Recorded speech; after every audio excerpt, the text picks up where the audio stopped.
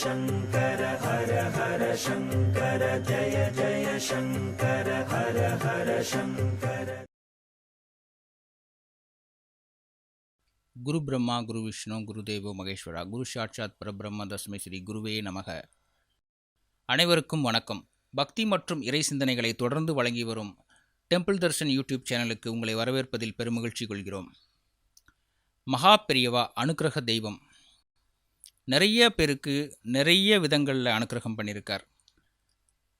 நாம் இந்த காஞ்சி மகான் பகுதியில் பிரபலங்களுக்கும் அரசியல்வாதிகளுக்கும் இந்திய நாட்டோட பெரும் தொடர்புடைய பெரியவர்களுக்கெல்லாம் பெரியவா எப்படி அனுக்கிரகம் பண்ணா, அதன் மூலமாக இந்த நாட்டுக்கு என்ன மாதிரியான நன்மைகள்லாம் கிடைச்சது அப்படிங்கிறத சொல்ல தான் நிறைய பதிவுகளை நம்ம தொடர்ந்து போட்டு வரோம். அப்படியான ஒரு பதிவு தான் இந்த பதிவும். தமிழ்நாட்டிலையும் சரி, ஆந்திராவில், தென்னிந்தியாவிலே, ஏன் இந்தியாவிலேயே நிறைய முக்கியமான கோவில்களை தீர்மானித்த ஸ்தபதிகள், அந்த வழியில் வந்த கணபதி ஸ்தபதி மிக முக்கியமானவர். இவர் யார் அப்படின்னா, தஞ்சை பெரிய கோவிலை கட்டின சிற்பிகளில் தலைமை சிற்பியாக இருந்த குஞ்சரமல்லன் அப்படிங்கிறவருடைய மரபு வழி வந்தவர் தான் கணபதி ஸ்தபதி அவர்கள். அவருக்கு பெரியவா நிறைய அனுக்கிரகம் பண்ணியிருக்கார். கணபதி ஸ்தபதி அவர்கள் பேசும்போதே வார்த்தைக்கு வார்த்தை மகா பெரியவா அப்படின்னு தான் பேசுவார். ஸோ அவ்வளவு அனுக்கிரகம் அவர் வாழ்நாள் ஃபுல்லாக அனுபவிச்சிருக்கார். அந்த சம்பவங்களில் சிலதை நாம் இந்த பதிவில் பார்க்கலாம். மகா பெரியவா சிவகங்கை மாவட்டத்தில் திருப்பத்தூர் அருகே இளையாத்தங்குடியில் முகாம் போட்டிருந்தார். அந்த சமயத்தில் கணபதி ஸ்தபதி அவர்களுடைய அப்பாவுக்கு வாத நோய் ஏற்பட்டு அவர் அவஸ்தைப்பட்டிருந்தார். அப்போது அவருடைய வளர்ப்பு தந்தையான கம்பனடிப்பொடி கணேசன் அவர்கள்கிட்ட போய் இந்த அப்பாவுடைய நிலைமையை சொல்கிறார். அப்பா அவர் மகா பெரியவாவை போய் பார், எல்லாம் சரியாயிரும் அப்படின்னு சொல்லிட்டு அவரை மகா பெரியவா கிட்ட அனுப்புகிறார். இந்த கணேசன் யார் அப்படின்னா, அவர் தான் மொழிக்காக ஒரு கோவில் கட்டினவர். அதாவது தமிழ் தாய்க்காக கோவில் கட்டினவர். காரைக்குடியில் இருக்குது அந்த கோவில். அவர் மகா பெரியவாவை போய் பாரு அப்படின்னு சொல்லி சொல்கிறார். அப்போது கணபதி ஸ்தபதி மகா பெரியவாவை முதல் முறையாக பார்க்க வரார். இளையாத்தங்குடியில் நிறைய பேர் தரிசனத்துக்காக இருக்காங்க. அங்கே வரார். வந்துட்டு இந்த மாதிரி பெரியவாவை பார்க்கணும் அப்படின்னு சொல்லிட்டு சொல்கிறார். பெரியவா கூப்பிட்டு முன்னாடி உட்கார வைக்கிறார்.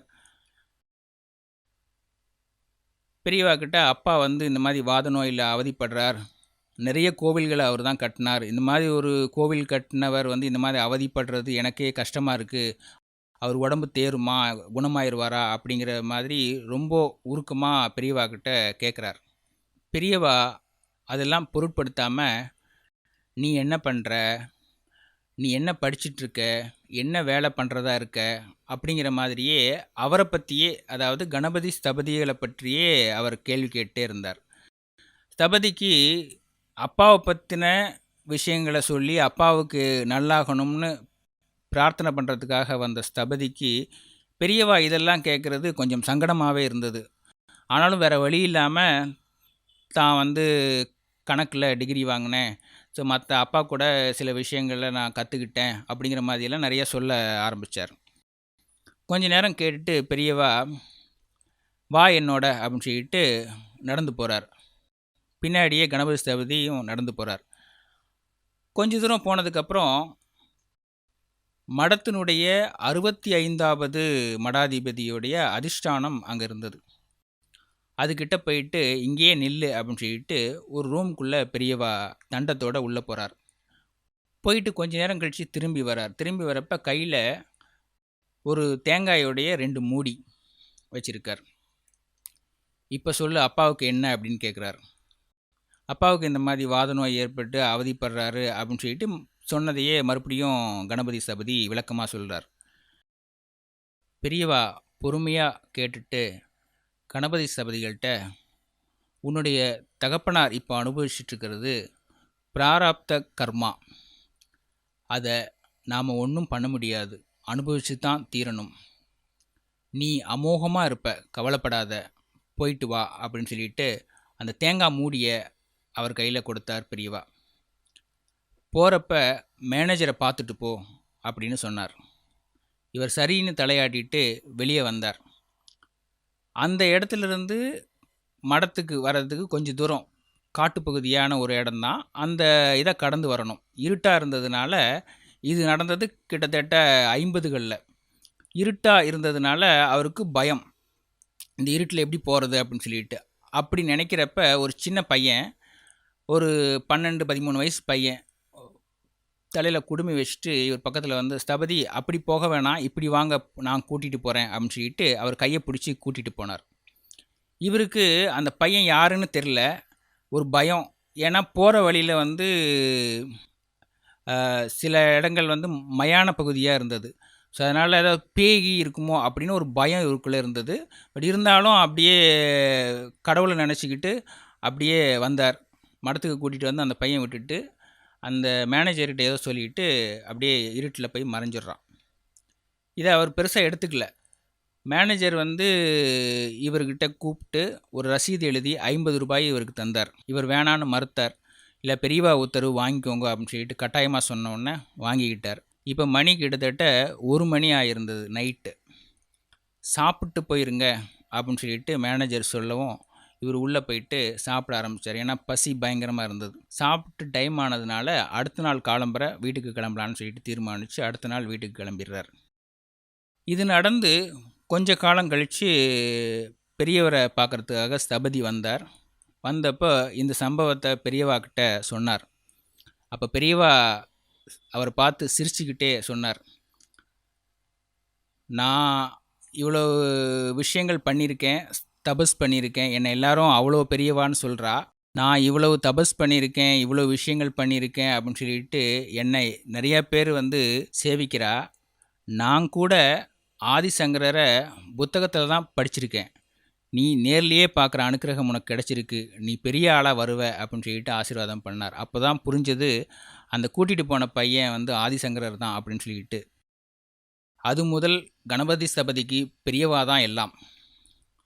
இப்படி ஒரு முறை சகாராவில் ஒரு முகாம் போட்டிருந்தார் பெரியவா. அங்கே வந்து லிங்க பிரதிஷ்டை பண்ண போகிறாங்க. அப்போ பெரியவா வந்திருக்கார். பெரியவா எல்லாரும் பார்க்க வந்தாங்க. கணபதி ஸ்தபதியும் அங்கே வந்திருக்கார். இவர் பெரியவாவை பார்த்து தரிசனம் பண்ணோம். தரிசனம் பண்ணுறப்ப பெரியவாக்கிட்ட ருத்ராட்ச மாலை கேட்கணும், அதுவும் அவர் கையால் கொடுத்தா நல்லாயிருக்கும் அப்படின்னு சொல்லிட்டு பிரார்த்தனை பண்ணிக்கிறார். அப்படி ஒரு சந்தர்ப்பம் அமைஞ்சால் நல்லாயிருக்கும் அப்படின்னு சொல்லிட்டு ஆசைப்படுறார். இப்படி யோசித்த சில நிமிஷங்களுக்குள்ளே பெரியவா, கணபதி அங்கே இருப்பான் பார், வர சொல்லு அப்படின்னு சொல்லிட்டு தன் பக்கத்தில் இருந்த ஒருத்தரை சொல்கிறார். அவர் ஓடி போய் கணபதி ஸ்தபதியை கூட்டிகிட்டு வரார் பெரியவா கிட்ட. பெரியவா கிட்ட வந்ததும் நமஸ்காரம் பண்ணுறார். பெரியவா வந்து ஆசீர்வாதம் பண்ணிவிட்டு அவர் கையாலேயே ருத்ராட்ச மாலையை அவருக்கு தரார். மறுபடியும் சாஷ்டாங்கமாக விழுந்து நமஸ்காரம் பண்ணுறார். கொஞ்ச நேரத்துக்கு முன்னாடி நான் உங்கள்கிட்ட பிரார்த்தனை பண்ணேன், இன்றைக்கி கிடச்சிருச்சு எனக்கு அப்படின்னு சொல்லிட்டு கண்கலங்கி மறுபடியும் நமஸ்காரம் பண்ணிக்கிட்டார் பெரியவாவை. இவர் எப்படி பிரபலம் அப்படிங்கிறத வந்து நான் இப்போ சொன்னால் உங்களுக்கு புரியும். அதாவது சென்னையில் உள்ள வள்ளுவர் கோட்டம் வடிவமைத்து கட்டினவர் அவர் தான். அது வந்து அந்த கோட்டம் வந்து 133 அடியில் இருக்கும். அதுக்கப்புறம் கன்னியாகுமரியில் உள்ள திருவள்ளுவர் சிலை, அதுவும் கட்டினது இவர் தான். அதுக்கப்புறம் தஞ்சாவூர் தமிழ் பல்கலைக்கழக வளாகம் கட்டினது இவர் தான். இது மாதிரி நிறைய புகழ்பெற்ற பில்டிங்கெல்லாம் நிறைய கட்டியிருக்கார். இது மாதிரியான நிறைய கலைஞர்களை மகாபிரியவா தனது அனுக்கிரகத்தால் புகழ்மிக்கவர்களாக மாற்றியிருக்கிறார் என்பதை இந்த நிகழ்வின் மூலம் நாம் தீர்க்கமாக உணரலாம். இது போன்ற நிறைய அனுக்கிரக சம்பவங்களை நீங்கள் பார்க்க விரும்பினால் கீழே டிஸ்கிரிப்ஷன் சேனலில் உள்ள லிங்கை பயன்படுத்தி பார்க்கலாம். மேலும் நிறைய ஆன்மீக விஷயங்களை தெரிந்து கொள்ள டெம்பிள் தர்ஷன் யூடியூப் சேனலுடன் தொடர்ந்து இணைந்திருங்கள். நன்றி, வணக்கம்.